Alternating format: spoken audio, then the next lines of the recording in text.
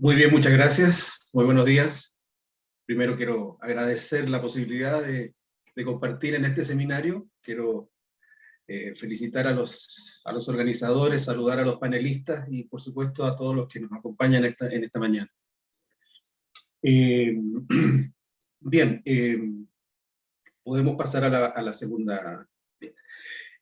El objetivo de esta presentación es básicamente presentar los resultados principales de un estudio realizado con la CEPAL sobre la protección de los trabajadores informales en el contexto de la crisis sanitaria, poniendo énfasis especialmente en cuáles fueron las medidas que se adoptaron en los distintos países de la región para proteger a este grupo de trabajadores normalmente no registrados, de difícil cobertura y típicamente que está excluido de la mayoría de las políticas de protección social. Entonces, me voy a referir muy brevemente, ya lo he hecho la muy buena presentación de la IS, sobre la evolución del empleo informal. En segundo lugar, por mayor detalle, vamos a revisar las características de este conjunto de políticas aplicadas, políticas y programas, y finalmente voy a plantear algunas conclusiones que me parecen útiles para los efectos de este seminario, y que naturalmente se derivan de la reflexión que hemos tenido a partir de los resultados encontrados en esta investigación. La siguiente, por favor. Bien, aquí básicamente lo que tenemos es un panorama en una línea de tiempo desde el 94 al 2017 de la evolución del empleo informal. Básicamente lo que interesa destacar es que en un periodo de un contexto externo favorable de los precios de las materias primas, los países de la región tuvieron un contexto económico favorable, de crecimiento económico, y también de aplicación de políticas específicas que permitieron la disminución de la importancia del empleo informal en la mayoría de las economías de la región. Este proceso dura básicamente hasta 2014-2015, donde este ciclo positivo del precio internacional de las materias primas termina.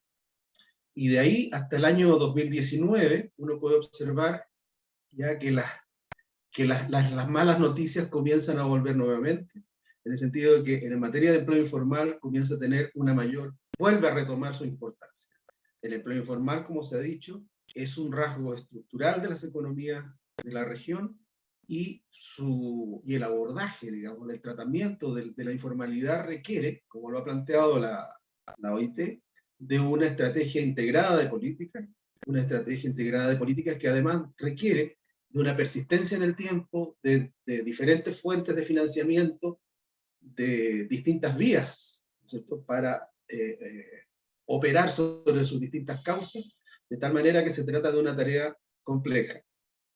En 2016, la tasa de informalidad en los países de América Latina y el Caribe alcanzaba un 53,1%, y entonces, básicamente, esta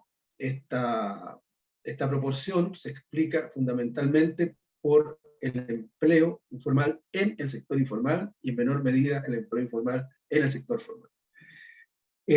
La información más reciente que ha proporcionado la OIT es que en los últimos meses lo que se observa es que después de una caída, no solo una caída del empleo, la pandemia genera una destrucción del empleo muy importante. Hay una caída en la actividad económica, ¿no es cierto?, que conlleva una caída en el empleo, pero se trata de efectos derivados de la pandemia. Por una parte, la suspensión o paralización o la quiebra de empresas, y con ello del empleo formal, pero también, y aquí este es un dato interesante, importante, pero también del empleo informal, producto fundamentalmente, bueno, de la caída de la demanda, pero también de las medidas de confinamiento que hacen que las personas tengan que quedarse en sus hogares. De tal manera que ahí lo que uno observa es una fuerte caída del empleo informal, Y en los últimos meses, en un contexto de recuperación en cámara lenta, con vaivenes, ¿no? Lo que uno observa es que la recuperación del empleo está siendo liderada en muchos casos por una recuperación del empleo informal, no necesariamente del empleo formal. Hay una variedad de casos, pero de todas maneras ese es un dato importante. La siguiente, por favor. Bien, en cuanto a la protección de los trabajadores informales en la crisis, entonces, el primer punto a destacar es que la reducción del empleo en el periodo más crítico de la pandemia, ¿no es cierto? Lo que observamos es que ha sido mayor entre los trabajadores informales y también la caída en sus ingresos. Es decir, aquí hay una proporción importantísima, en muchos casos mayoritaria del empleo, que ese empleo se destruye, y hay una notable y significativa pérdida de sus ingresos. Este efecto marca diferencias respecto del ajuste típico en el empleo que uno observaba ante las crisis. O sea, en esta crisis lo que ocurre es que se desactiva el mecanismo tradicional de ajuste contracíclico de crisis pasadas, porque cuando las crisis se producían, lo que había era una caída del empleo y un incremento del empleo informal. Y en este caso lo que hay es una caída del empleo formal y una mayor caída del empleo informal. Otro aspecto a destacar, que fue tratado con detalle en las sesiones del día de ayer, es que adquiere especial importancia el trabajo desarrollado en plataformas digitales, ¿cierto? Esta modalidad ha constituido una fuente de ingresos y un servicio esencial durante la pandemia. Sin embargo, presentan múltiples rasgos de empleo informal o elementos de informalidad laboral. Por ejemplo, la ausencia de un contrato de trabajo, sin acceso a la seguridad en la mayoría de los casos, no en todos, condiciones precarias de seguridad en el trabajo y de salud de los trabajadores. La siguiente. Bien. ¿Cuáles han sido las características de las medidas que pudimos identificar adoptadas por los distintos países de la región para proteger a los trabajadores informales? Bueno, básicamente, la mayoría de ellas se trata de transferencias monetarias. Hay transferencias no monetarias, pero pusimos el foco en las transferencias monetarias, y que naturalmente en este caso tienen un financiamiento no contributivo. O sea, no hay ahorros previos, no hay sistemas de seguros o de ahorro que hayan financiado estas medidas. Se trata de gasto fiscal. Al 21 de agosto del 2020, la CEPAL ya había identificado 27 medidas adoptadas en 19 países de la región. ¿Ya? Este tipo de medidas, vamos a ver sus características, constituye una innovación.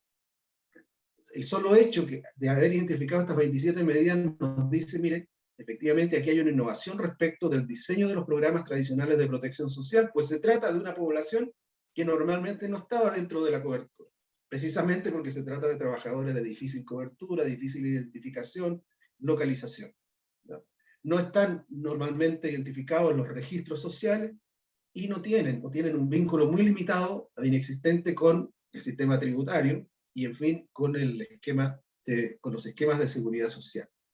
Entonces, se trata de un esfuerzo inédito, ¿ya? Tanto cualitativamente y también cuantitativamente, porque implica un incremento de la cobertura y un desafío, un nuevo desafío para sistemas que estaban operando con una lógica de trabajadores identificados, básicamente trabajadores formales. Veamos entonces cuáles son las principales características. La siguiente.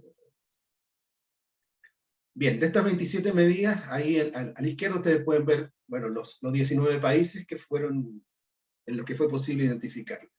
En primer lugar, el tipo de programa. De estas 27 medidas de transferencia monetaria, 24 de estos fueron programas nuevos, o sea, no existían antes de la pandemia. Lo que implica también, ¿no es cierto?, todo un esfuerzo de cómo reaccionar y de cómo aplicar, ¿cierto?, esquemas nuevos, esquemas novedosos, arreglos institucionales innovadores. Y el resto, otros tres, digamos, los corresponden a programas que ya estaban y que lo que se hicieron ahí fue incrementar la cobertura o incrementar la cobertura y los montos. ¿A quiénes se dirigieron estos programas? Aquí tenemos una combinación de programas que iban dirigidos a otros grupos de beneficiarios, junto con los trabajadores informales, como los trabajadores de casa particular, monotributistas, beneficiarios de programas sociales, en fin. Y entonces, por esa vía, también se incorporaban los trabajadores informales. Y se identificaron, ¿no es cierto?, a partir de un umbral de ingresos, o el número de hijos por hogar, en fin, utilizando distintos criterios. Y eso en 20 de los casos. Y en otros casos era básicamente porque se trataba de trabajadores informales. En estos casos también se consideró como receptor de la prestación al trabajador informal, pero en otros también se aplicó el criterio de considerar al hogar en el cual, ¿no es cierto?, se radica el trabajador informal. Una tercera característica es la duración de los beneficios. Bien, aquí yo diría que esto tiene que ver con la percepción de cuál iba a ser la magnitud, la profundidad y la duración de la pandemia. Entonces, inicialmente, la mayoría de los programas partieron con un horizonte de decir, bueno, vamos a aplicar esto por 3 meses. Sin embargo, la extensión de la crisis hizo que estos programas tuvieran que extenderse en el tiempo. En algunos hasta por 15 meses, por el caso de Colombia, en fin, 9 meses en el caso de San Vicente de las Granadinas, y en el caso de Brasil, se extiende hasta por 9 meses y se reanuda en este año con 7 pagos adicionales. O sea, hay también una muestra de la necesaria flexibilidad que tuvieron que tener los países en muchos casos para responder a las características de la crisis, especialmente su extensión y profundidad. De tal manera que lo que tenemos es programas nuevos con una población de difícil cobertura y además con una exigencia en términos de recursos y la duración de las nuevas prestaciones. Es decir, bastante estrés, digamos, para una institucionalidad que tuvo que adaptarse a las nuevas condiciones. La siguiente, por favor. ¿Qué otras características destacan en esta experiencia? Bueno, se verifican innovaciones también en términos de el registro de estos beneficiarios. Por ejemplo, se habilita la inscripción por la vía de nuevos formularios en plataformas digitales. Recuerden el tema del distanciamiento social, ¿cierto? Eso también fuerza a innovar en esa la vía de la presencialidad, ¿no es cierto?, es sustituida por esta vía telemática. Además, para identificar estos potenciales beneficiarios se utilizan distintas bases de datos de distintas instituciones. Hay ahí una complejidad importante y que va creando, a mi juicio, una manera de enfrentar estos problemas difíciles con este esfuerzo que ha sido producto de las exigencias de la pandemia. Hay otras instituciones hay otros países donde son otras instituciones que no típicamente están administrando estos programas que intervienen también en la generación de nuevos registros, como los municipios. ¿Ya? Y finalmente se verifican condiciones de elegibilidad mediante el cruce de diversas bases de datos. Ahí hay todo un esfuerzo y un activo, a mi juicio, que es importante tener en cuenta, puesto que esta experiencia, ¿no es cierto?, a mi juicio es extremadamente valiosa y debería ser considerada en el desarrollo de los mecanismos de protección para una cobertura más amplia. El monto de los beneficios. Si consideramos como un indicador de la suficiencia de los beneficios, en promedio lo que se obtiene es que el monto de los beneficios para estos trabajadores está en torno al 40% del salario mínimo vigente, en promedio de los países considerados. Hay países en los cuales los beneficios fueron mayores y en otros, naturalmente, menores. Pero estamos en torno a un 40-50% de los salarios mínimos. Bueno, como ya lo había planteado, el financiamiento proviene de recursos públicos. Y en algunos casos, cuando no se ha contado con el espacio fiscal necesario, muchos tuvieron que recurrir al endeudamiento con el exterior, precisamente para financiar estas medidas excepcionales. Y en las modalidades de pago también uno observa, bueno, el uso de la tecnología, lo cual facilita el alcance de las medidas y de la cobertura. Hay un uso extensivo de transferencias bancarias y pagos electrónicos, no obstante que en algunos países también se mantiene, se deja abierta la opción del retiro presencial, lo que está condicionado también por las características de la crisis. La siguiente, por favor. Mario, quedan 5 minutos, por favor. Ok, perfecto. Y finalmente, respecto de la evolución de los programas, decíamos que, bueno, estos programas fueron considerados como unos programas de emergencia para una crisis que podría pasar rápido. Bueno, eso no ocurrió, y los programas tuvieron que durar más, tuvieron que mantenerse los beneficios, y se generó naturalmente una gran presión sobre los recursos públicos típicamente escasos.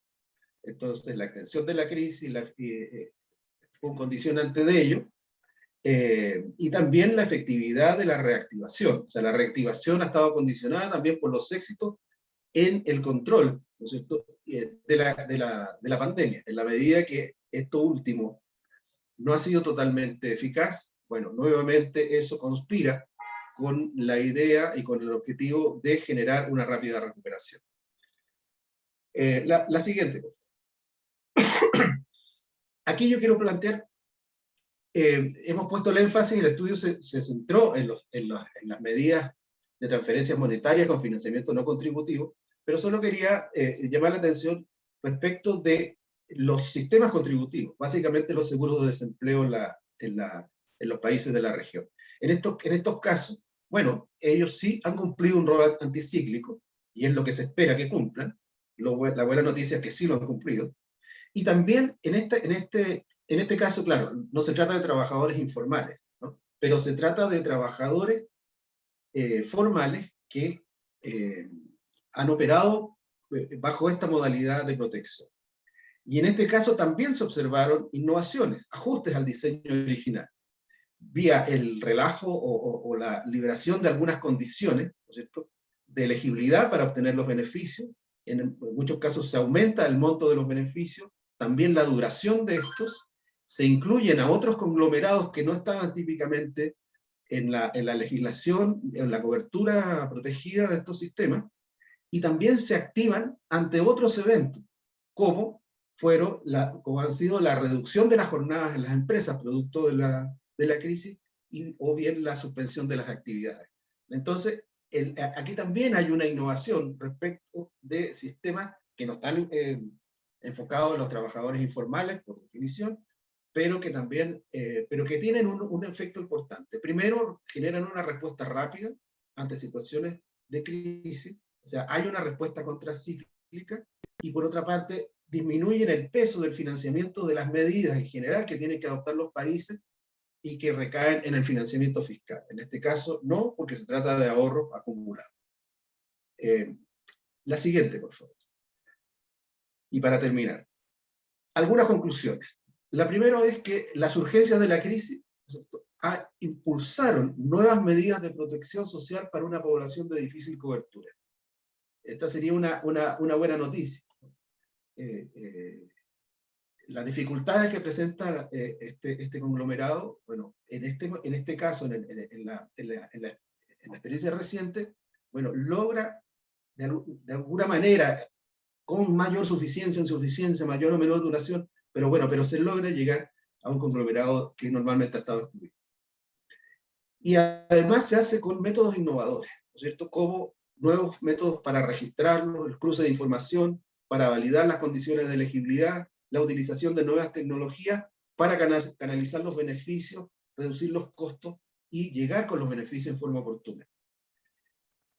Un paréntesis aquí, ojo, los seguros de desempleo sí han cumplido un rol anticíclico automático, y ese rol anticíclico ha sido potenciado con medidas que han flexibilizado las condiciones de elegibilidad, que han permitido además llegar con oportunidad.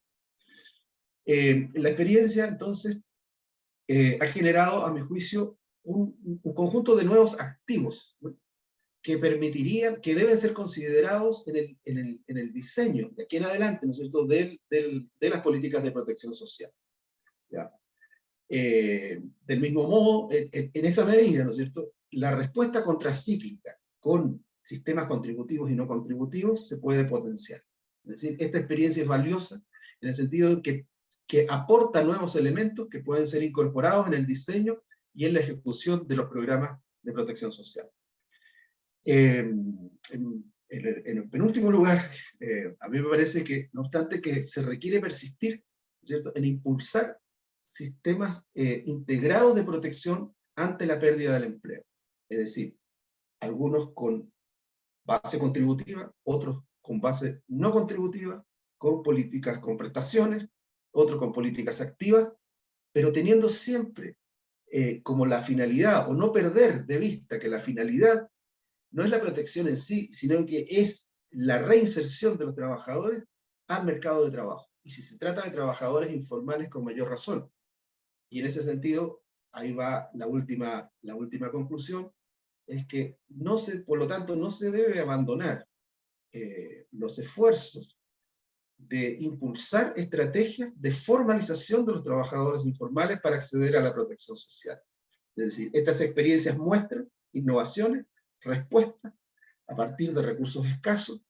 Hay innovaciones en varios aspectos, pero básicamente eso no nos puede hacer perder de vista que la manera para enfrentar la informalidad requiere de un conjunto de políticas que impulsen finalmente la transición desde la informalidad a la formalidad.